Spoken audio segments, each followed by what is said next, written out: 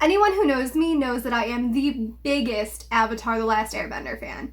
And I started watching the show when it first came out, so I was about 11 years old. And I was immediately drawn to it for the storytelling. Ultimately, Avatar was what inspired me to be a writer from a very young age. It even inspired my very first tattoo. So when The Legend of Korra was recently put on Netflix, I had a bunch of people tagging me in memes and sending me links on Facebook to articles. Basically, people that knew me were filling my social media inboxes with the fact that Korra was now on Netflix alongside the original series. I had a problem with this though, because I am not a fan of The Legend of Korra.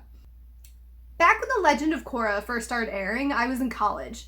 And me and my friends used to sit around in our free time in the student center and have lengthy discussions on everything that we didn't like about the show. I even started talking to this boy who messaged me on Facebook because he had nobody else he could talk to about The Legend of Korra. And that's ultimately how me and my boyfriend started dating. So I've been trying to give Korra a chance from the very beginning. Since the very first episode, since the very first season. I even owned the first season on DVD for a little bit. I ultimately got rid of it because the rest of the show turned out to be just a big downer for me. So having to explain to people multiple different times why I don't enjoy The Legend of Korra, it's getting pretty exhausting for me. So I half jokingly told my boyfriend that I would make a video about it and send that video to people as a response for anybody who messaged me about it in the future. But as I said before, Avatar really inspired me to be a writer and gave me a love of literary analysis from a very young age. So I'm making this video for the absolute fun of it. And I'm actually planning on turning this into a 4-part series since there are 4 seasons. I want to do one video for each season so that I can be as detailed as possible also in my analysis. I have a lot of thoughts. I need to get them out there. So here goes. And I do want to say while I'm filming this that I tried pointing out the things that the show does well. But unfortunately, in my opinion, there are not a lot of those things. So bear with me. But yeah, I did try to view it from a positive lens, but it's going to be pretty negative from here on out. So if you're a hater, you might as well just leave now because you're not going to like this. I think in order to explain the main reasons why I don't like Korra, I need to first explain why Avatar: The Last Airbender is my favorite show, and then where Korra falls short in comparison to those reasons. So the first thing is character development. Avatar introduced me to complex characters with meaningful character arcs. This is something that wasn't common in most children's shows around the time, and I felt a connection to the characters. The characters were well written, so their motivations and any changes in their character were clearly understood. These things made sense because of how well the characters' personalities were already established from the very beginning. So even if I didn't personally relate to a character's struggles, I could still find them to be a relatable character because of their raw emotions and their humanity. The second thing I really liked that the first show did was the world building. The aesthetic of Avatar is very heavily influenced by various Asian cultures and traditions. We see this in the architecture, the costume design, and even the customs that the various nations have. Even the bending styles were developed by consulting martial arts experts, and that gave each style its own movement and its own personality. Also, there was the spirit world in the original series, which was a mysterious place. It was old-worldly.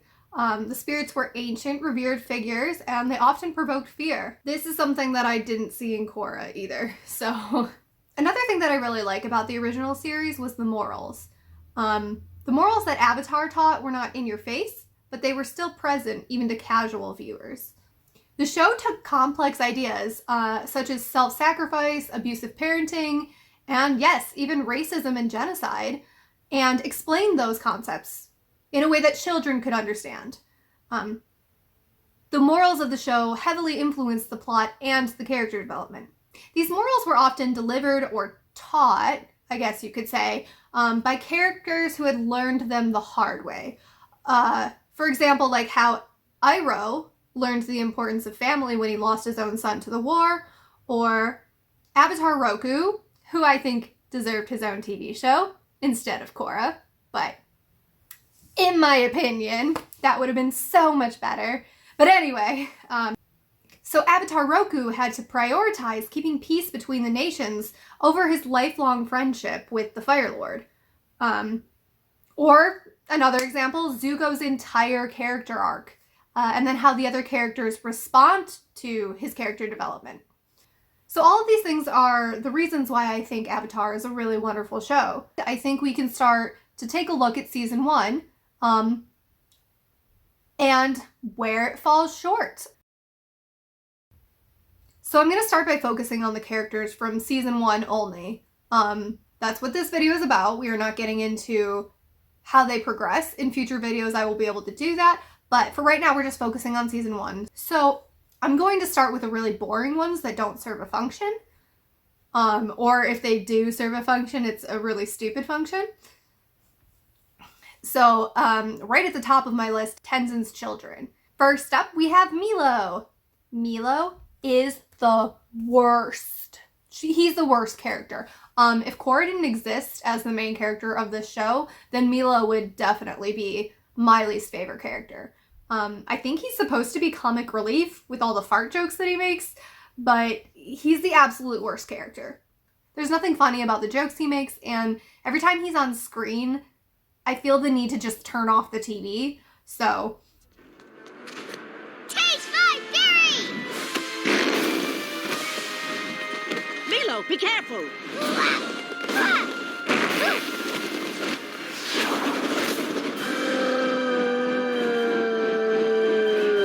The second of Tenzin's children is Jinora, who serves no function other than to embarrass Korra about the crush that she has on Mako. And then there's Ikki. She has 2 buns in her hair. That's all I got. Tenzin's wife Penma serves no function for the story.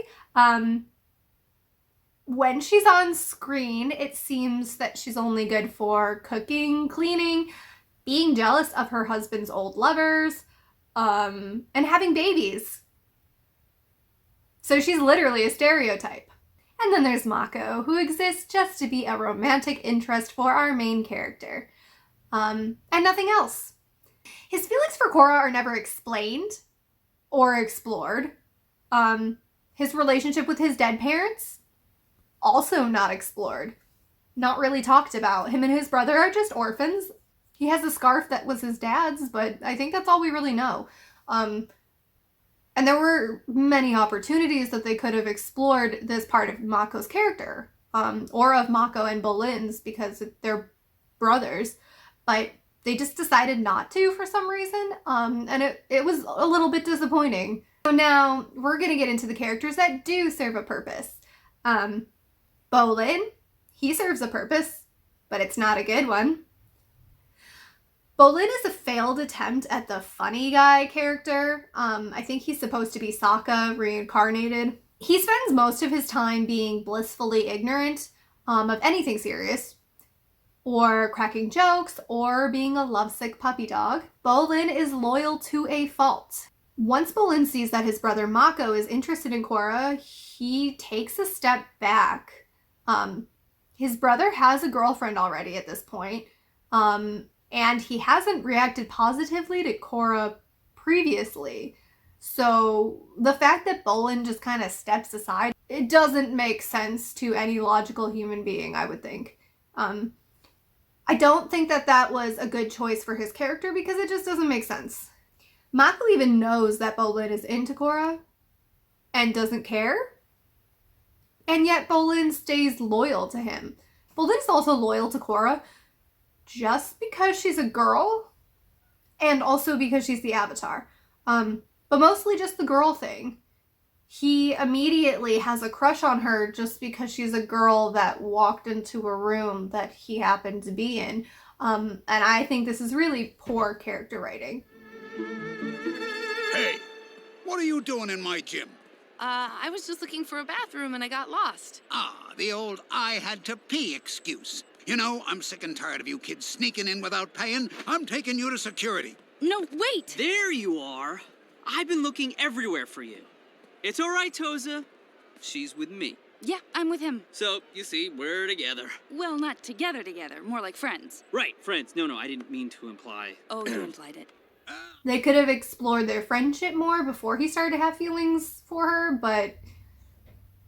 So, I know this is supposed to be a one-off season, so maybe the writers didn't have enough time, or they felt like they didn't have enough time to give this relationship, whatever you want to call it, this friendship, more of a background.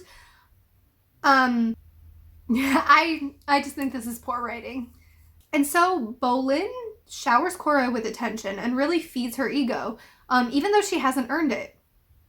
So this is basically his only purpose as a character, is to serve as some sort of maybe comic relief and also a hype man for Korra. Then we have Tenzin, who comes off like the helicopter dad of a teenage girl, instead of acting like a mentor character for Korra. His purpose is to support Korra no matter what, no matter how many times she disrespects him or outright ignores his instructions. That is definitely very frustrating to watch. We have Beifong. Lin Beifong would have been the perfect mentor for Korra, but instead she's written as a roadblock for Korra, keeping Korra from doing what she wants to do. The man keeping her down. This is supposed to be seen, I think, as annoying. We're supposed to root for Korra and treat Beifong much like we treat Tenzin, you know, as an adult trying to get in the way of a teenager's desires. However, Korra doesn't give us any reason to root for her. So Beifong seems very rational and very helpful instead. Aman is literally just Anon with one letter changed. That's so creative, you guys. So for those of you who don't know what Anonymous is, here is a short description from the Wikipedia page. Even Anon's mask is very similar to the mask that Anonymous uses. So in my opinion, this is a pretty lazy way to write a villain. Him turning out to be a bloodbender was a neat twist. But again, I feel like there could have been more thought put into this, more creativity. Especially because he's the main villain of the season. Tarlok does have a character arc, but it seems to come out of nowhere. At the last minute, he sacrifices himself in order to stop his brother from getting away. So he saves the city. Yeah, but why? I don't think they ever really explain his motivation for doing that. Is it just because he has a conscience? Because he didn't seem to have one before when he was busy kidnapping Korra and staging it to make it look like she attacked him. So where is this coming from? That's another thing I wish the writers had explained better. It seems like they just kind of threw it in there for the shock factor. As a writer, I really, really like foreshadowing. I like to be able to see things coming. I get a better shock from something when it's something I should have seen coming, but I didn't. Rather than something that just seems like, hey, this thing happened. And that's how I feel about Tarlok's character. He just kind of saves the day at the end, but I don't feel like he had a good motivation for doing so. Asami is the best character of season 1, hands down. She goes through more character development than Korra or anyone else. Much like Sokka from the original series, she doesn't let the fact that she's a non-bender keep her from fighting alongside her friends. She contributes to the story still, even though she doesn't have bending powers. I think Asami is a good example of a strong female character. She's feminine, but not helpless. And she's wealthy, but she's not ignorant. She portrays loyalty, standing by her father until he's proven guilty. And she shows growth when she puts the safety of the group, and ultimately the safety of the city, above her own father. Above the desires of her own father. So I do think Asami is a good example of a strong female character, and she is the best character, hands down. Again. Another thing I noticed about The Legend of Korra is that a lot of the characters seem to be recycled or copies of characters from the original series. You can see here I've made a list of the ones that really stood out to me personally. And if it's not bad enough that 99% of the characters in Korra are horrible characters, the other thing that Korra does is ruin all of your favorite characters from the original series. Fortunately, we don't see too much of this in season 1. I know that they do it in the next seasons, and I'm really not looking forward to watching those because of it. We see Katara in the very first episode, and she is a carbon copy of her very own Gran from the first episode of the original series. Even down to the scene where Katara catches Korra trying to run away, and she gives her her blessing. This is a callback to the original series when Katara's Gran gives her sleeping bags and basically gives her and Sokka her blessing for them to go chase after Aang. So I think, again, that this is lazy writing. You might be able to get away with it saying that it's a callback to the original series, but in my opinion, it feels like we're just retelling the same story, just with different characters. And not even different. One of them is the same character, so... Our very own Aang comes off as more stoic and political than the fun-loving kid we knew in the original series. For example, in a flashback, Toph calls him Twinkle Toes, and he tells Toph that he's too old to be called that nickname. Fine. Follow me, Twinkle Toes. Toph, I'm 40 years old. You think you can stop with the nicknames? Afraid not. I think it would have made more sense for him to laugh and roll his eyes at her. Maybe like, ha, really funny, Toph. I know he's an adult now, but it doesn't seem consistent with his character development in the original series for him to lose his fun-loving personality. In what is arguably the best episode of the original series, The Storm, Aang talks about how he ran away when he found out he was the Avatar. His mentor Monk Gyatso wanted to hold off on telling him that he was the Avatar, and hold off on his training to allow him to be a kid and to just enjoy his young life. Because he doesn't get this opportunity, we can't say how this would have impacted him had they waited, but 100 years later, Aang has to come to terms with being responsible and serious without losing sight of himself, without losing sight of his fun-loving personality. It's hard to imagine he would turn out like this. And now that we've gone through all the characters, you might be asking yourself, what about Korra? She's the main character. Well, folks, that's coming. Just you wait. Just you wait. Like I said before, the world building of Avatar is one of the things that really drew me to the show as a kid.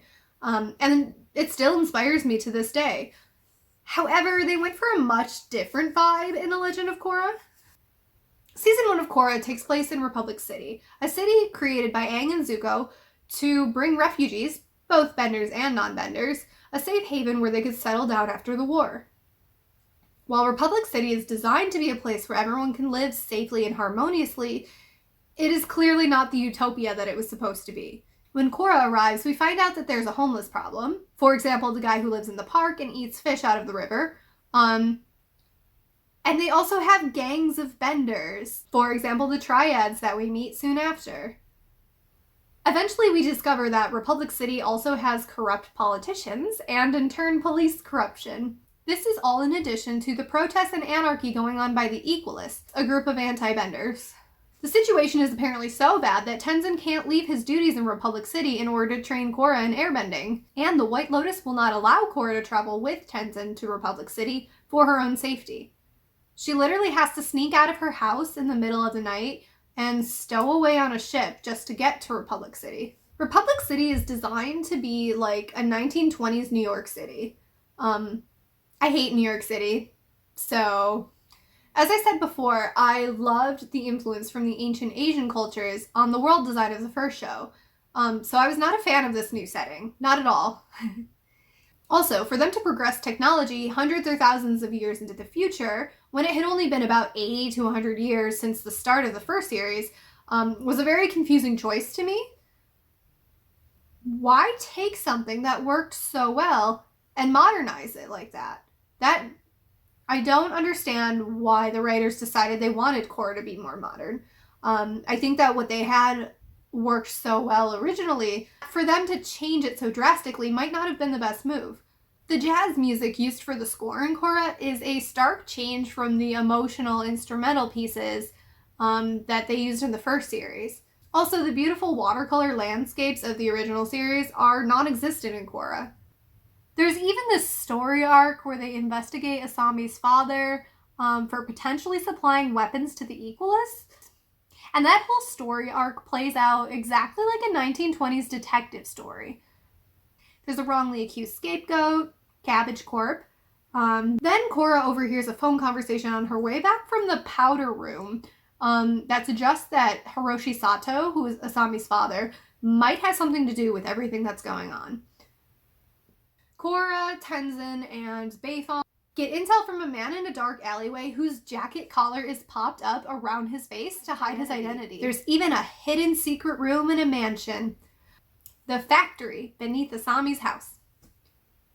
It's an odd theme for the Avatar universe, and again, a much more Western theme than what we were used to with the original series. I found it a jolting transition for the setting to jump from the beautiful landscapes and architecture of ancient China and ancient Japan straight into 1920s New York City, complete with mobsters, newspaper slingers, automobiles, factory manufacturing, electricity, flashbulb cameras and radios, capitalism, and let's not forget parking tickets.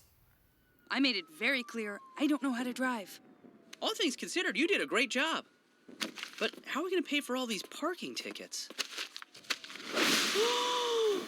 I hate that there are cars, and I hate that they're called the Sato mobiles.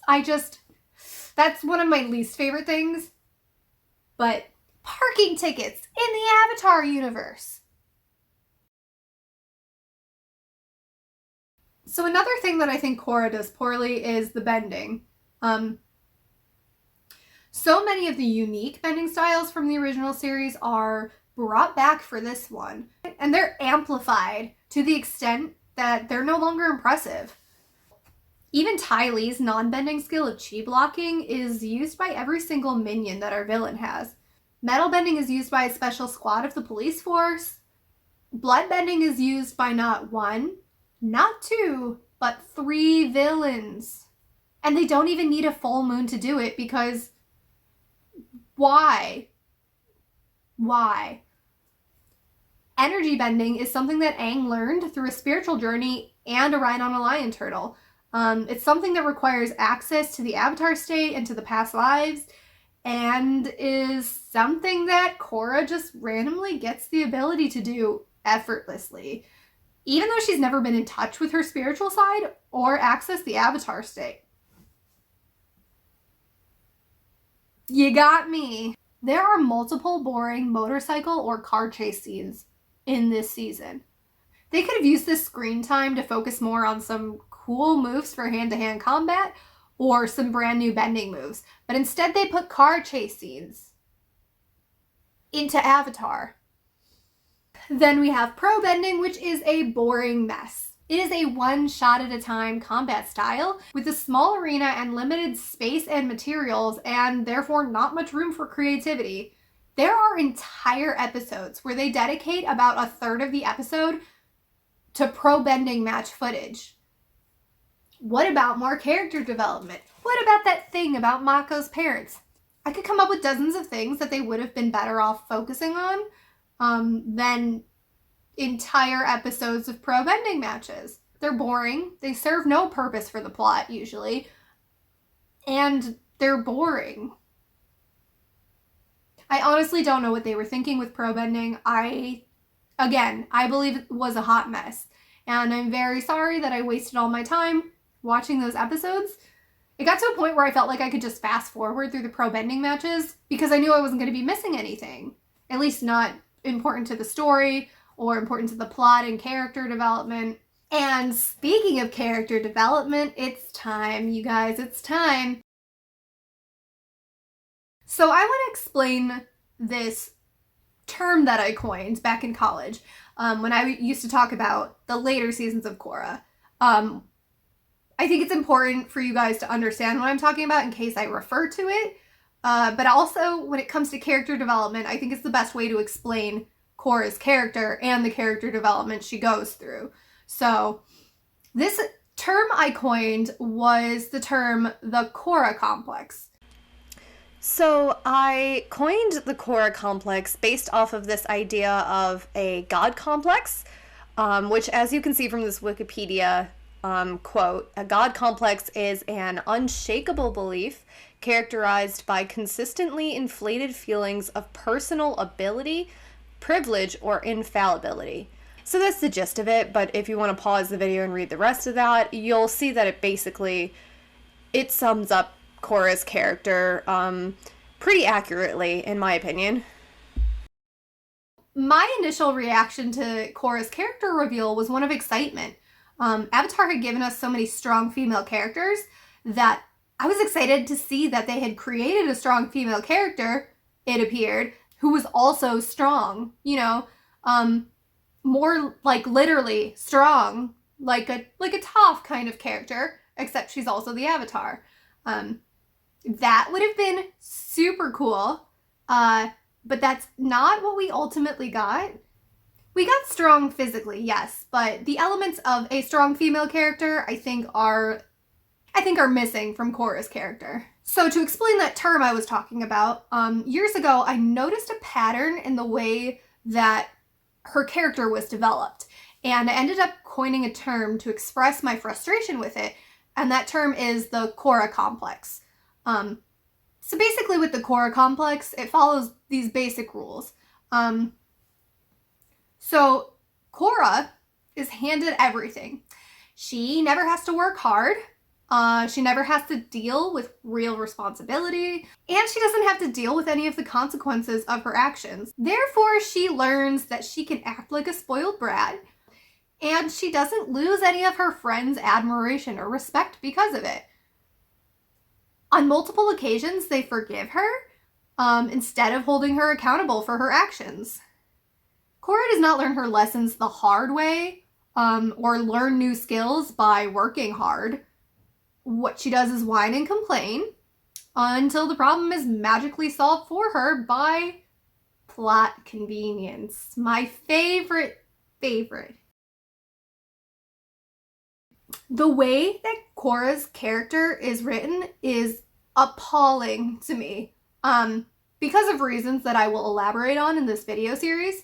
But basically, I think she's a horrible character. Horrible. She's the main character, and she's my least favorite. Korra is overpowered from the beginning.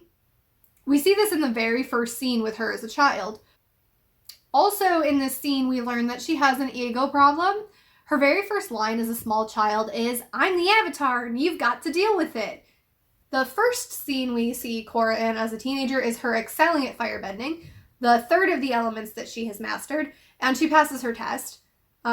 She ends her exam by cheering loudly at her victory. I think this is supposed to portray Korra as eager to exceed, and to progress in her training as the Avatar. But considering what we already know about her character, literally the fact that she's got an ego, the only thing we know about her so far, this act of cheering for herself comes off as self-worship. Because she is the Avatar, Korra doesn't think that she has to follow the rules. She runs away to Republic City, sneaks out of Air Temple Island when Tenzin asks her to lay low. Also, she goes into vigilante mode whenever she doesn't like how the police or the council are dealing with certain issues. Korra is only interested in activities that gratify her ego. When she's not doing well with airbending, she turns to pro-bending. She meets Bolin, who, unlike her master Tenzin, constantly gives her admiration, and he constantly strokes her ego, even if they aren't doing that well in their matches. Korra is willing to put more work into pro-bending because it's more fun. But also because Bolin and Mako are easily impressed by her abilities, and also the fact that she's the Avatar. Korra is more willing to put effort in and to try and improve her skills as a pro bender, because when she does, she gets attention from Mako, her crush, and she gets her ego stroked by Bolin. Tarlok even plays into Korra's ego in episode 4 in order to manipulate her into joining his task force. He stages an elaborate event, has the press ambush her, and they know just which buttons to press. All they have to do is suggest that Korra is afraid of Amon, and that's why she won't join Tarlok's task force, and then Korra gets all worked up and she screams, "I'm not afraid of anything!" And then she joins the task force to prove them wrong after taking that hit to her ego. When Korra is learning airbending, she gets frustrated and destroys a 2,000-year-old artifact out of rage. She never apologizes for this specifically, and Tenzin just forgives her for it and apologizes to her. She doesn't apologize for destroying the artifact, but she does apologize for how she was acting. But then Tenzin also apologizes for how he acted when all he did was expect her to follow the rules and focus on her training. All he wanted was for her to take it seriously. None of these things she actually does. I think Tenzin has a right to be upset with her for acting out, and especially for destroying a 2,000-year-old artifact of a dead culture and not apologizing for it. She even asks him, "No hard feelings?" And he replies, "Of course not." Of course not? I would have all the hard feelings. What? Of course not. Of course not, because she's Korra and she has the Korra complex. You catching on here? In episode 3, Korra states, "I've never really needed money. I've always had people taking care of me." This is definitely a theme that continues throughout the entire season. Korra lacks the discipline to learn how to do her actual duties, like learning airbending.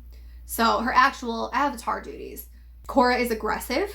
She approaches problems with aggression and violence without thinking of the consequences, like in the first episode when she attacks the Triads and lands herself in jail. Even though Korra is supposedly a master of 3 elements already, she appears to use force and aggression to fuel her bending. This completely contradicts what Zuko learned in the first series about not using anger and aggression to fuel his firebending. This contradicts the way Katara learns to be loose, to let her movements flow with the water. This contradicts how Aang learns to meditate and be peaceful to activate his airbending, and how Toph uses waiting and listening to earthbend, rather than attacking head-on and with force. So the fact that Korra responds with aggression and also gets to be a strong bender contradicts everything that we learned about bending from the first series. And when Korra is informed of the consequences of her actions, she is irrational and acts aggressive towards the person doing the informing. She constantly claims that she's the Avatar and it's her duty to help people, but she doesn't think her actions through enough to really realize how her decisions are going to affect other people. This would be a fine trait for a character to have if eventually that character learned and grew from these experiences and changed their behavior. However, this never seems to happen with Korra. Everyone caves to what Korra wants because she's the Avatar.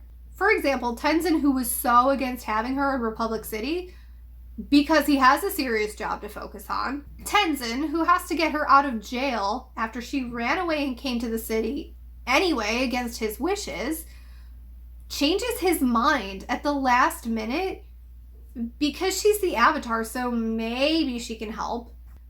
Even though from what he's seen in the last 24 hours, she's not proven herself mature enough to handle any task this serious. Any task like helping out a city with all of these major issues that I mentioned before. I think the most obvious way the creators tried to make Korra relatable was by throwing her into a love triangle, because teenage girls and romance, what's more relatable than that, right? Also, there's a moment where they try to showcase her vulnerability in this strange scene in episode 4, where she has a run-in with Amon. Even though she's the one that challenged Amon and acted all tough, when he leaves, she ends up crying and hugging Tenzin, saying how scared she was. And again, I think they did this to try and make her character relatable, to show that she was human. but this was out of character. So it was awkward and off-putting. It was definitely the writer's attempt to try for some relatability and maybe some future character development, but this moment is never talked about ever again. Never referenced. It doesn't lead into any other character traits, or it doesn't lead into anything else for her character. So that makes it feel even more awkward. If it had developed into something more, then maybe it wouldn't feel so out of place. But the way it is, it just feels awkward, and it doesn't make her character relatable. It just makes the person watching, it just makes the viewer feel confused about what they're supposed to feel when they look at Korra. The Korra complex gave Korra her airbending. She literally just magically gets it, what it's supposed to be the hardest element for her to try and master, and she's barely tried to. She whines and complains at her training, she isn't patient, and she just magically gets it because of plot convenience. Also, energy bending too, because why not? She can't even enter the avatar state, but we might as well give her energy bending. The airbending comes at a moment when she is about to be bested by Amon. The energy bending comes when she's lost the ability to bend all other elements, and she's already defeated Amon. Oh, wait. Tarlok did that. And the season is literally just about to end. Again, I say, Korra learns her abilities due to plot convenience. So, in conclusion, in my opinion, I think season 1 is one of the better, if not actually the best season of Korra. However, it was difficult to get through having already seen it once before. I feel like it was a lot longer than it needed to be in some spots, especially those pro-bending spots, and then it moved too slowly in other spots. However, I know that season 2 is the worst season, so I'm really looking forward to talking about that one. Like I said in the beginning, I do plan on making this a 4-part series since there are 4 seasons. So make sure you subscribe to my channel and turn on the notifications so that whenever I get through season 2 and I decide to make the video about it, you won't miss it, because honestly, I don't know how long it's going to take me. Like I said, season 2 is pretty bad. So, I don't even remember the difference between season 3 and 4. I don't know if I can do this, you guys.